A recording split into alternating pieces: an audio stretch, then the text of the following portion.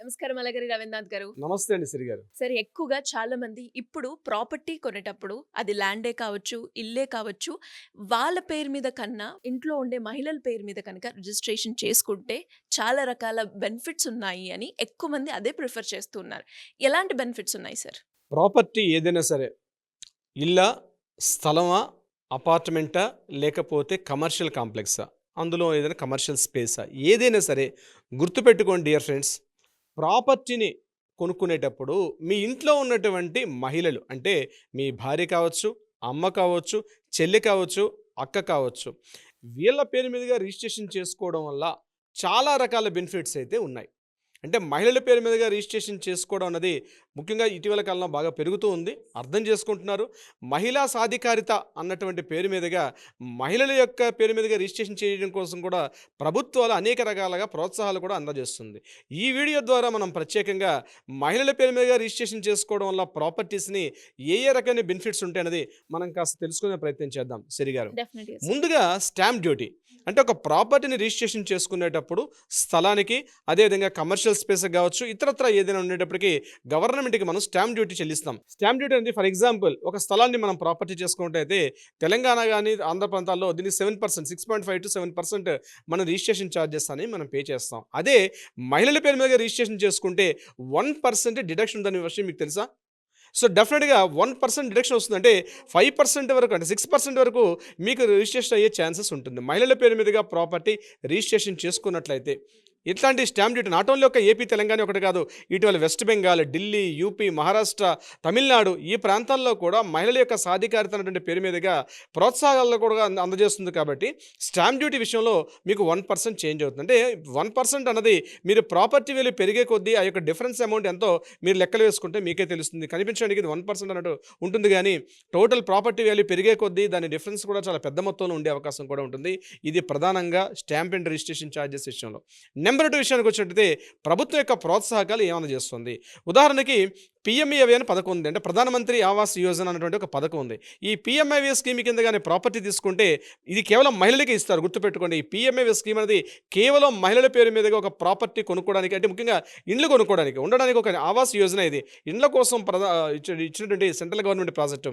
దీని కింద లబ్ధిదారులు ఎవరైతే ఉంటారో అప్లై చేసుకుంటే అప్ టు 2.5 lakhs వరకు కూడా, అంటే ప్రాపర్టీ వాల్యూలో 2,50,000 వరకు కూడా సబ్సిడీ అంటే రాయితీ వచ్చే విధంగా కూడా పీఎంఐవై ఉంటుంది. అంటే ఇక్కడ ఆదాయ మార్గం ఒకవేళ హస్బెండ్ చూపించినప్పుడు కూడా మహిళల పేరు మీదుగా రిజిస్ట్రేషన్ చేసుకుంటే అక్కడ గవర్నమెంట్ ఇమీడియట్గా 2,50,000 వరకు మ్యాక్సిమం మనకి సబ్సిడీ వచ్చే అవకాశం ఉంటుంది. ఇటీవల కాలంలో పీఎంఏవై కింద చాలా వరకు ఇల్లు కూడా తీసుకుంటున్నారు. ఇక్కడ ఎందుకు ప్రభుత్వం సబ్సిడీ ఇస్తుందంటే మహిళలు అనే వాళ్ళు ఖచ్చితంగా ఈఎంఐలు చెల్లించగలుగుతారు అన్నది ఒక ప్రభుత్వం యొక్క ఒక చాలా విషయాల్లో చాలా ప్రూవ్ అయింది. అంటే వేరే వాళ్ళ మగవాళ్ళు చేసేదానికన్నాను ఆ మహిళల యొక్క పేరు మీద చేసుకోవడం వల్ల ఖచ్చితంగా వాళ్ళకు ఒక డిసిప్లిన్ లైఫ్ స్టైల్ ఉంటుంది.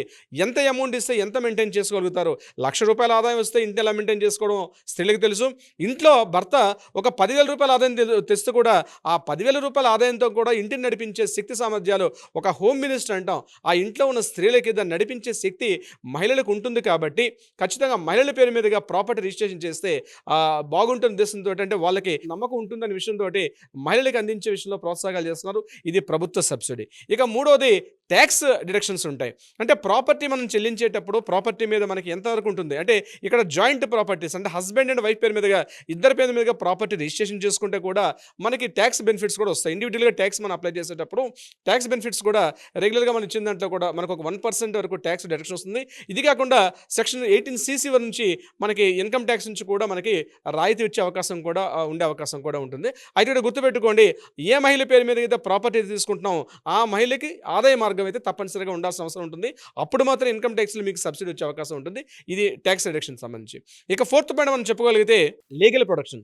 అంటే ప్రాపర్టీ ఇంట్లో ఉన్నటువంటి ఆడవాళ్ళ పేరు మీదుగా రిజిస్ట్రేషన్ అయినట్లయితే ప్రాపర్టీని భాగ పంపకాలు చేసుకున్నప్పుడు కానీ ఇతరత్ర సంబంధించిన విషయాల్లో కొంత వివాదాలకు లోను కాకుండా ప్రాపర్టీని లేడీస్ పేరు మీద ఉంటే చాలా వరకు ఉపయోగపడే అవకాశం ఉంటుంది. అంటే భవిష్యత్తులో ఆ ప్రాపర్టీ పేరు మీద ఆ స్త్రీకి సంబంధించి ఇవ్వడం వల్ల ఇటువంటి అంటే లీగల్ పరంగా ఇటువంటి వివాదాలు లేకుండా ఏదైతే సెక్షన్స్ ఉంటాయో ప్రాపర్టీని కూడా ఈజీగా విభజించే అవకాశం ఉంటుందని చెప్పి కూడా ప్రభుత్వాలు ఎక్కువగా ఈ లీగల్ ప్రొటెక్షన్స్ ఇస్తున్నాయి. ఇది కాకుండా హౌసింగ్ లోన్స్, అంటే ప్రాపర్టీని హౌసింగ్ లోన్స్ కిందకి వెళ్ళేసరికల్లా బ్యాంక్స్ ఏం చేస్తున్నాయంటే మ్యాక్సిమం 8.5% ఉన్నటువంటి ఏదైతే హోమ్ లోన్ ఇంట్రెస్ట్లు ఉంటాయో అది ఒక 20 ఇయర్స్ వరకు మనం టెన్యూర్ తీసుకునేటప్పుడు మహిళల పేరు మీద తీసుకుంటే అప్ టు 1%, 0.1% నుంచి 0.5%, 0.8% వరకు కూడా బ్యాంకులతో ఒక్కొక్క బ్యాంక్ నుంచి ఒక బ్యాంక్ వరకు కూడా ఇచ్చే అవకాశం కూడా ఉంటుంది మహిళల పేరు మీదుగా హౌసింగ్ లోన్స్ తీసుకునేటప్పుడు. అంటే ప్రభుత్వ పథకాలు కావచ్చు, హౌసింగ్ లోన్స్ కావచ్చు, ఇతరత్ర ట్యాక్స్ బెనిఫిట్స్ అనేవి ఆయా రాష్ట్ర ప్రభుత్వాలు కావచ్చు, సెంట్రల్ గవర్నమెంట్ ప్రాజెక్ట్ ఇప్పుడు నేను చెప్పే విధాలుగా కూడా అనేక రకాల బెనిఫిట్స్ వస్తున్నాయి. ప్రధానంగా మహిళల పేరు మీదుగా ప్రాపర్టీ రిజిస్ట్రేషన్ చేసుకోవడం వల్ల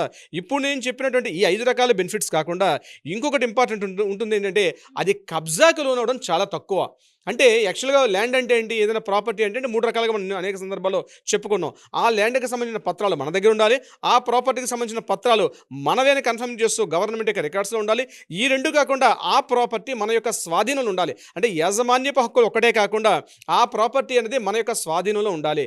అయితే నేను పురుషుల పేరుతో ఉంటే ఖచ్చితంగా కబ్జా నేను చెప్పను, కానీ చాలా సందర్భాల్లో కొన్ని లీగల్ పరంగా కావచ్చు, కబ్జా పరంగా కావచ్చు, స్థలం అనేది పురుషుల పేరు మీద ఉండేదానికన్నా స్త్రీల పేరు మీద రిజిస్ట్రేషన్ అయినటువంటి విషయాల్లో మాత్రం ఖచ్చితంగా కబ్జా గురవడం ఉంది చాలా పర్సెంటేజ్ చాలా తక్కువగా ఉంటుంది స్త్రీల విషయంలో. ఇంకొకటి ప్రధానంగా తండ్రి దగ్గర నుంచి ప్రాపర్టీ తీసుకునే సందర్భంలో గిఫ్ట్ డీడ్ తీసుకున్నప్పుడు కూడా మనకి కొంత ట్యాక్స్ బెనిఫిట్స్ కూడా, అంటే స్టాంప్ డ్యూటీ విషయంలో కూడా మనకి రిజిస్ట్రేషన్ స్టాంప్ డ్యూటీలో కూడా యాక్చువల్గా 3.5% ఉంటే అంతకన్నా తక్కువ ఉండే అవకాశం కూడా ఉంటుంది. సో డియర్ ఫ్రెండ్స్, గుర్తుపెట్టుకోండి, ప్రాపర్టీని ఏదైనా కొత్తగా కొనుగోలు అంటే ఇటీవల కాలంలో స్త్రీలు కూడా అంటే మహిళలు కూడా సమాన అవకాశాలు అన్ని రంగాల్లో పొందుతునేటప్పుడు అంటే ఉద్యోగ వ్యాపారాల్లో కూడా ఇమీడియట్గా బాగా డెవలప్ అవుతున్న సందర్భాల్లో ఇంతకు ముందు అంటే గడిచిన ఒక 3 డికేట్స్ 2 డికేట్స్ బిఫోర్ ఎలా ఉండేదంటే చాలా వరకు ప్రాపర్టీస్ అనేది హస్బెండ్ యొక్క చేతిలో ఉండేది, పురుషుడి యొక్క యాజమాన్య హక్కులు ఎక్కువగా వాళ్ళ పేరు మీద ఉండేది. కానీ ఈరోజు గ్రామీణ స్థాయిని చూసినప్పుడు ఈవెన్ పట్టాదార పాస్ పుస్తకాలతో సహా చాలా వరకు స్త్రీల యొక్క పేరు మీదుగా ఉంటున్నాయి. ఈ యొక్క ఇటీవల కాలంలో వచ్చిన మార్పులు ప్రభుత్వం తీసుకున్నటువంటి చర్యల వల్ల.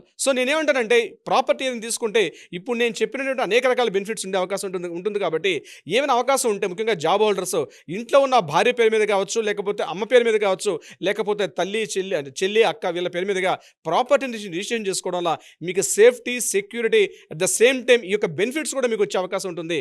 సిరి గారు, great sir, great information. And అలాగే ఎవరికైనా కూడా ప్రాపర్టీ పరంగా అడ్వైస్ కావాలి అన్న, లేదు వాళ్ళు ఫేస్ చేస్తున్న ఇష్యూస్కి ఒక లీగల్ అడ్వైస్ తీసుకోవాలి అనుకునే వాళ్ళు మిమ్మల్ని అప్రోచ్ అవ్వాలి అంటే ఎలా ఉంటుంది సార్? తప్పనిసరిగా సిరి గారు, దీనికి సంబంధించి కింద స్క్రోల్ అవుతున్న నెంబర్ని కాంటాక్ట్ చేయగలిగితే మన లీగల్ టీం వాళ్ళకి అప్రోచ్ అవుతారు. వారికి కావాల్సినటువంటి సలహా సంప్రదింపులు కూడా ఇచ్చే ప్రయత్నం చేస్తారు. ఇదే కాకుండా ఏదైనా న్యాయ వివాదాలు, ఆర్గ్యుమెంట్స్ కానీ ఇష్యూస్ కానీ ఉంటే కూడా దానికి సంబంధించి కూడా మన వాళ్ళు న్యాయ పరిష్కారం అయ్యే విధంగా ఆ పరిష్కారం చూపే విధంగా కూడా ప్రయత్నం చేస్తారండి. అండ్ అలాగే మీరు చెప్పినట్టుగానే ఇప్పటి నుంచైనా ఎవరైతే ఏ ప్రాపర్టీ తీసుకున్నా కూడా మహిళల పేరు మీద కనుక తీసుకుంటే ఇన్ని అడ్వాంటేజెస్ ఉన్నాయి కాబట్టి చాలా బాగుంటుంది. Thank you sir, thank you so much. Thank you so much Siri గారు. సుమన్ టీవీలో మీ పర్సనల్ అండ్ బిజినెస్ ప్రమోషన్స్ కోసం కింది నెంబర్కి కాంటాక్ట్ చేయండి.